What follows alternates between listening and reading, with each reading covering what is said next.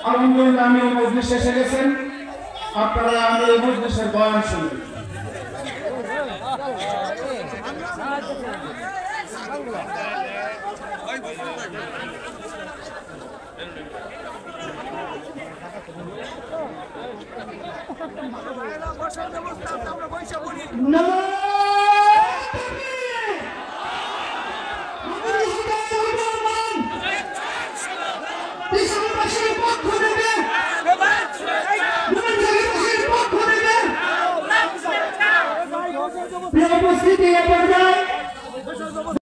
কারোর জন্যই আল্লাহর আইনের বিরুদ্ধে কোনো আইন করার অধিকার নাই।